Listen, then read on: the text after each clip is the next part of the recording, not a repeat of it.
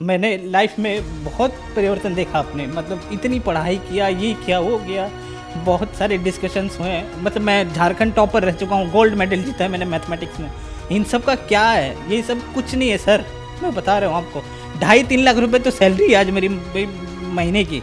मतलब वो जो भी हो चुका है, हो सका है, वो सब सिर्फ और सिर्फ संत रामपाल जी महाराज की वजह से हो सका है। जो भी व्यक्ति इस बात को अगर बोलता है कि मतलब मैं साइंस हुआ और मैं आपको चैलेंज कर सकता हूँ, मैं बता रहा हूँ आपको, आप एक बार उनका सत्संग बस सुनकर देखिए। वो जो वहाँ जेल में बैठे हुए हैं ना, वो साक्षात भगवान है।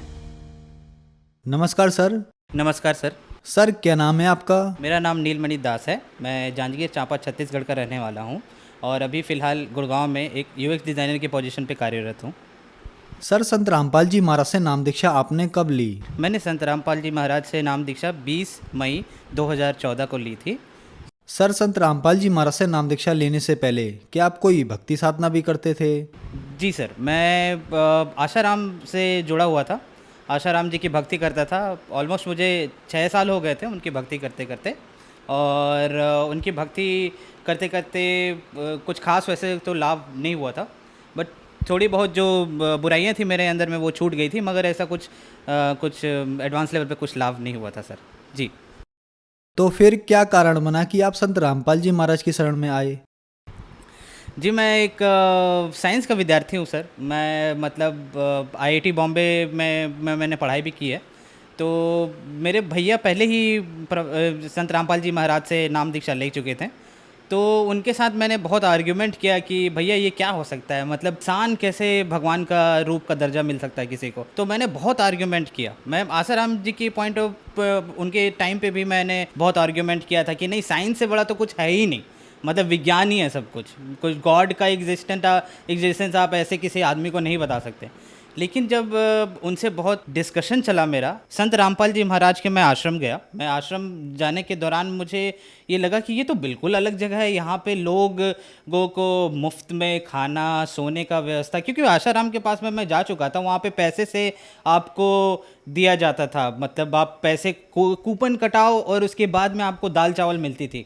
वहाँ पे इतना कोई व्यवस्था नहीं था। बड़े जो पैसे वाले हैं उनको आगे बैठाया दिया जाता था, हम लोग बहुत पीछे बैठते थे और कहीं से दूर में तो छोटी मोटी झलकी मिलती थी आशाराम जी की। लेकिन यहाँ पे देख रहा हूँ सारे लोग आके आराम से परमात्मा आशीर्वाद दे रहे हैं। और उसी दौरान पे मुझे थोड़ा सा मन में एक तो कहीं विचार हुआ, नहीं यार, मैंने कहीं और भी भक्ति की है तो यहाँ पे भी आकर एक कोशिश की जाए। संत रामपाल जी महाराज से मैंने नाम उपदेश लिया। संत रामपाल जी महाराज ने आशीर्वाद भी दिया। और मुझे सबसे एक आश्चर्य बात और लगी सर कि आप किसी भी व्यक्तिजन के आश्रम में जाएं, आशाराम जी को ले लें या किसी और भी बहुत सारे संत और जो पुरुष अपने आप को बताते हैं उनके आश्रम में जाएंगे, तो वो लोग इंडिविजुअली आपको आकर आशीर्वाद नहीं देते हैं। मतलब जो मैंने नोटिस किया संत रामपाल जी महाराज के आश्रम में, वो हर एक शिष्य को आकर उनके सर पर हाथ रखकर आशीर्वाद दे रहे थे, जो कि अपने आप में एक बहुत बड़ी बात है। मतलब कौन से एक आप इतने बड़े पदवी पे पहुंच गए हो तो अपने आप को समझने लग जाते कि नहीं मैं तो आई एम गॉड। तो वो चीज़ मुझे लगा कि नहीं यार, वो तो एकदम बिल्कुल अपने आप को ऐसे दर्शा रहे हैं जैसे कि नहीं बेटा, मैं तुम्हारा गुरु हूँ और तुम लोग शिष्य हो, और तुम्हारा जितना भी दुख और ज़िंदगी में जितने कष्ट हैं उसको निवारण करना मेरा ही काम है। तो मतलब ये चीज़ मुझे दिखा और इसके बाद मैंने तो निश्चय कर लिया कि नहीं, मुझे संत रामपाल जी महाराज से नाम उपदेश लेना चाहिए। सर आप साइंस पर विश्वास करते हैं, फिर आपने संत रामपाल जी महाराज से नाम दीक्षा ली। हम आपसे पूछना चाहेंगे कि अभी आपकी क्या क्वालिफिकेशन है, आप क्या काम करते हैं? जी, मेरी क्वालिफ़िकेशन, मैं national institute of fashion technology से बैचलर इन डिज़ाइन टेक्सटाइल में मैंने डिग्री ली है। मैं उस दौरान पे शाहरुख खान, आपने अभिनेता का नाम सुना होगा, मैंने उसके के घर का इंटीरियर भी डिज़ाइन किया हुआ है। ये इंडिया टुडे के आर्टिकल में पब्लिश भी है। आप मेरा नाम अगर नील मणि करके इंडिया टुडे टाइप करेंगे तो आपको मिल जाएगा। उसके आर्टिकल में, टॉप आर्टिकल में ही मेरा नाम है। और शाहरुख खान के इंटीरियर करने के बाद बहुत बड़े बड़े डिज़ाइनर्स के भी साथ भी मैंने काम किया, जिनमें से मनीष अरोरा है और करण जौहर, वरुण बहल के साथ भी काम किया। और वो छोटी छोटी बहुत उपलब्धियां थी जिसको संजो कर मैंने मास्टर डिग्री के लिए भी कोशिश करी। मास्टर डिग्री में मैंने आईआईटी बॉम्बे का एग्ज़ाम दिया। पहली दफ़ा जब एग्ज़ाम दिया था तो उस वक्त मेरा सिलेक्शन नहीं हुआ था। आईआईटी गुवाहाटी शायद मिलता बट नहीं भी मिल रहा था, लेकिन दूसरी दफ़ा आईआईटी बॉम्बे मिला मुझे और ऑल इंडिया रैंक 27 मैंने प्राप्त किया। आईआईटी बॉम्बे में मैंने इंडस्ट्रियल डिज़ाइन, जिसको आप बोल सकते हैं कि स्पेसिफिकली उसका स्पेशलाइजेशन ह्यूमन कंप्यूटर इंटरेक्शन था, उसमें मैंने पढ़ाई की। और उसके बाद अभी फ़िलहाल मैं एक अमेरिकन कंपनी थॉटवर्क्स में एक सीनियर यूएक्स स्पेशलिस्ट के रूप में कार्यरत हूँ। सर, तो मैंने मास्टर डिग्री आईआईटी बॉम्बे से करी है। मुझे ऑल इंडिया रैंक 27 मिला था। आईआईटी बॉम्बे में मुझे गोल्ड मेडल भी मिला है, जिसमें फाइनल डिग्री का जो आपको प्रोजेक्ट सबमिट करना होता है उसमें मुझे गोल्ड मेडल मिला, बेस्ट स्टूडेंट का अवार्ड मिला था मुझे। और संत रामपाल जी महाराज के ही आशीर्वाद से मेरा आईआईटी बॉम्बे में सिलेक्शन हुआ था। आईआईटी एक इतनी बड़ी संस्थान है, मतलब लाखों बच्चे वहाँ एडमिशन के लिए तड़पते हैं, मरते हैं, मतलब कि नहीं वो वहाँ पे हमारी एडमिशन हो जाए, लेकिन सिर्फ आशीर्वाद मात्र से, संत रामपाल जी महाराज के आशीर्वाद मात्र से वो सिलेक्शन हो गया था मेरा। और ये सर मैं ये आपको ये भी बात बताना चाहूँगा, मैं संत रामपाल जी महाराज के पास में मैं 2013 में भी एक बार जा चुका था, जिस समय भैया ने मुझे बोला कि तुम जाकर आश्रम देखो, तुम्हें नाम उपदेश लेने का इच्छा करेगा तो ज़रूर लेना। उससे पहले भी एक बार मैं गया था, जिस दौरान पे मैंने उसी वक्त बोला था भैया को कि अगर मुझे आईआईटी बॉम्बे में मेरा सिलेक्शन हो जाए ना भैया, तो मैं पक्का नाम का उपदेश लूँगा, तो मुझे समझ में आ जाए कि हाँ यही कि ही इज़ द गॉड।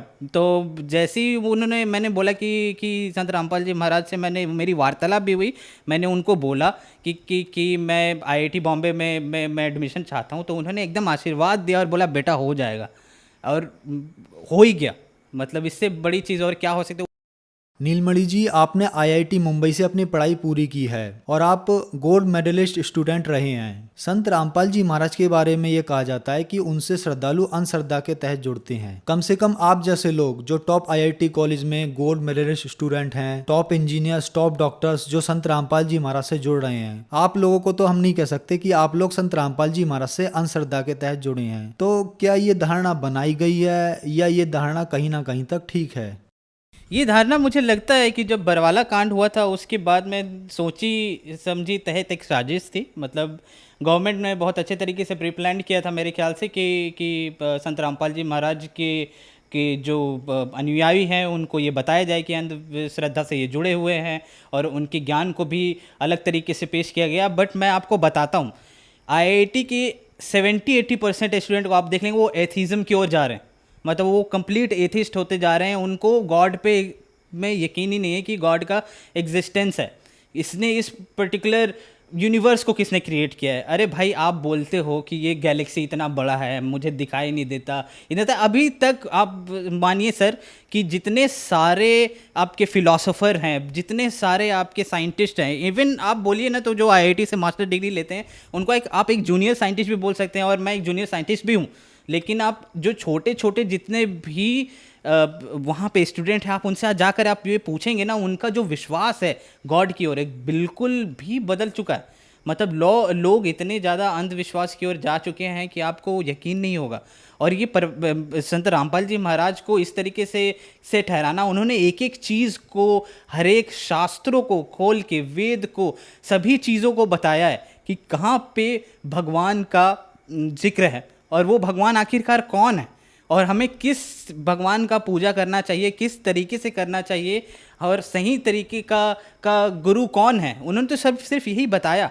मेरे ख्याल से शायद ये चीज़ जितने भी और धर्म गुरु थे उनको पची नहीं होगी, क्योंकि उन्हें उनका जो व्यवस्था चल रहा है आजकल का, शायद हो सकता है कि जिस तरीके से ये ज्ञान प्रचार हो रहा था तो उनको लगता है कि शायद मेरा बंद हो सकता है, इसलिए उन्होंने इस तरीके का षड्यंत्र रचा। ये बिल्कुल, आप अगर खुद में पढ़े लिखे हैं, आपको साइंस पे विश्वास है, आप थोड़ा बहुत भी मेटाफिजिक्स या फिर आपको लगता है कि मैं अध्यात्म में बिलीव करता हूँ, तो आप किताबों को खोलिए, गीता को खोलिए, आप चारों वेद को खोलिए, पुराणों को खोलिए, जो संत रामपाल जी महाराज सत्संग में बताते हैं, सिर्फ आप उनको देखिए और समझने की कोशिश कीजिए, आपको बहुत परिवर्तन दिखेगा। आपको लगेगा कि एक्चुअल में सच्चाई क्या है। नीलमणि जी, आप हाईली एजुकेटेड पर्सन हैं। आप इन बातों को अच्छी तरीके से जानते हैं। लोग तीर्थों पर जाते हैं, गुरु बनाते हैं, भगवानों की पूजा करते हैं। टॉप इंडिया के हॉस्पिटल और विदेशों के भी हॉस्पिटल कह देते हैं कि आपकी बीमारी लाइलाज है, ये ठीक नहीं हो सकती। प्रूफ के तौर पर वो अपनी रिपोर्ट्स भी दिखाते हैं और संत रामपाल जी महाराज उन बीमारियों को ठीक कर देते हैं। क्या कारण है? मुझे लगता है कि जो आजकल देखिए बहुत सारे ऐसी ऐसी बीमारियां होती हैं जिनको डॉक्टर भी बोल देते हैं कि ये मेरे से पॉसिबल नहीं है, ये ठीक नहीं हो सकता। मैं अपना ही एग्जांपल आपको बताता हूँ। मतलब मैं खुद भी ब्रोंकाइटिस का पेशेंट रह चुका हूँ। इन्हेलर था मेरे पास में, मैंने बहुत सारे डॉक्टर्स के पास गया हूँ जिस दौरान मैं अपने बैचलर डिग्री कर रहा था उस समय, और दिल्ली में पॉल्यूशन बहुत बढ़ा हुआ था, तो उस समय सांस लेने में बहुत तकलीफ़ होती थी।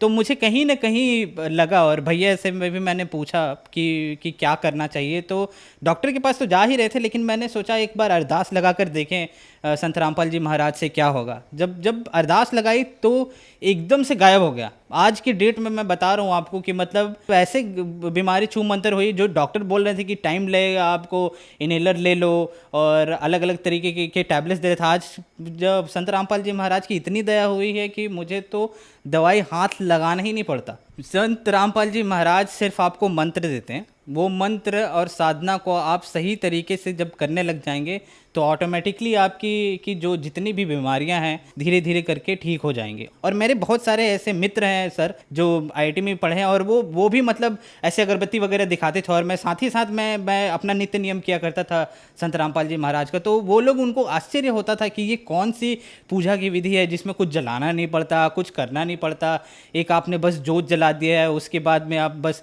उसको पाठ कर रहे हो, ये क्या है। तो मैं उसी तरीके से उनको समझाने की कोशिश करता था, ये जो आप कर रहे हो ये बिल्कुल आडंबर है, ये कहीं लिखा ही नहीं हुआ है। आप मुझे बताओ गीता में कहाँ लिखा हुआ है, किसी वेद में बताओ, पुराण में बताओ। और मैं यकीन मानिए, मैं जिस लड़के के साथ में आईआईटी रूममेट में था, मेरा जो रूममेट था वो रैंक 1 होल्डर था, मतलब ऑल इंडिया रैंक 1।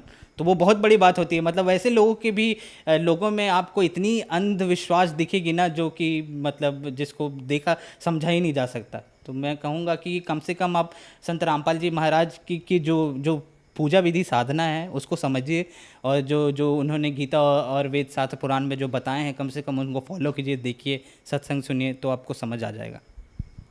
सर, आप साइंटिस्ट हैं। हम आपसे पूछना चाहेंगे कि संत रामपाल जी महाराज के नामदान सेंटर पूरे इंडिया के साथ साथ विदेशों में भी खुले हुए हैं। संत रामपाल जी महाराज टीवी के माध्यम से नाम दीक्षा देते हैं। तो सर, ये कैसे पॉसिबल हो रहा है? एक संत इतनी दूर बैठकर अपने श्रद्धालुओं को सभी लाभ, उनकी बीमारियां एक मंत्र देकर ठीक कर रहे हैं।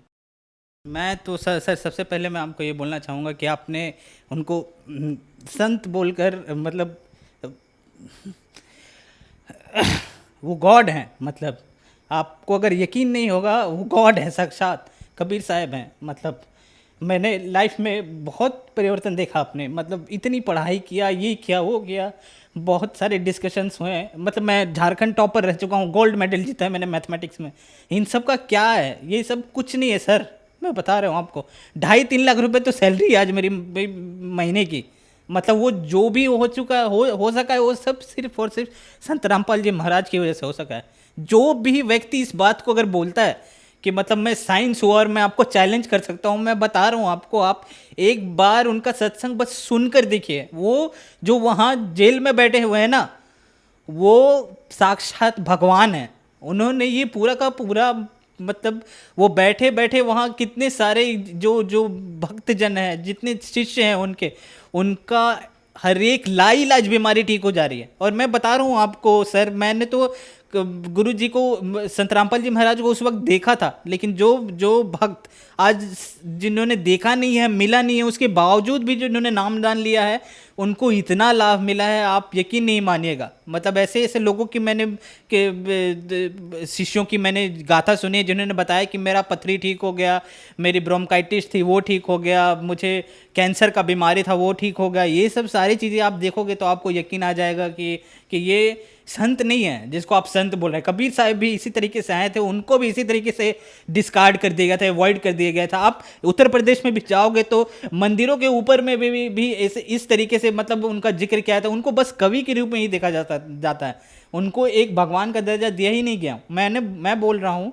एक छात्र होने के नाते कि कम से कम आप उनको भगवान नहीं मानते तो कम से कम उनकी बातों को तो सुनो। आप न्यूटन का लॉ पढ़ते हो, आप किसी गैलीलियो की बातों को सुनते हो, उनको तो समझते हो ना, उनकी बातों को तो मानते हो। आइंस्टाइन ने जो बोला उनकी बातों को मानते हो ना कि E=mc² होता है, इसको मान लेता हूँ मैं। एक बार मान कर तो देखो कि संत रामपाल जी महाराज क्या बोल रहे हैं। नीलमणि जी, जो श्रद्धालु आज आपको टीवी पर देख रहे हैं, खास करके वो युवा जो आज अपने आप को एथिस्ट यानी नास्तिक कहने पर गर्व महसूस करते हैं, उनके लिए आप क्या कहना चाहेंगे? आजकल के बच्चों को क्या कहा जाए सर, मतलब उनका पता ही नहीं क्या फिलॉसफी हो गया है, क्या थॉट प्रोसेस हो गया है। भगवान पे विश्वास नहीं, शायद माता पिता का इज्जत करना भी भूल चुके हैं। मतलब मोबाइल फ़ोन में चिपके रहना, टिकटॉक पे वीडियोस बनाना, ये सब ऐसी ऐसी चीज़ें जो शायद इन यही चीज़ समाज की कुरीतियाँ आपकी ठीक हो जाएंगी। आप एक बार आकर देखो, संत रामपाल जी महाराज के आश्रम आओ। सर मैं आपसे बस इतना कहना चाहूँगा, संत रामपाल जी महाराज का सत्संग सुनो। चैनल पर सत्संग आता है, पीली पट्टी चलती है नीचे पर, उन पे फ़ोन नंबर दिए होते हैं, आप उन पे कांटेक्ट करो, कॉल करो, आपको आसपास के नामदान सेंटर का पता भी चल जाएगा और वहाँ से जाकर भी नाम उपदेश ले सकते हो। जब उनका ज्ञान समझ आएगा तो आप उस फ़ोन नंबर पे कांटेक्ट करके निःशुल्क पुस्तक भी मंगवा सकते हैं। पुस्तक को पढ़िए, पूरा का पूरा मिलान कीजिए बुक बाय बुक। जब आपको समझ आ जाए तो आप नाम उपदेश ले सकते हैं। धन्यवाद जी। सत साहिब।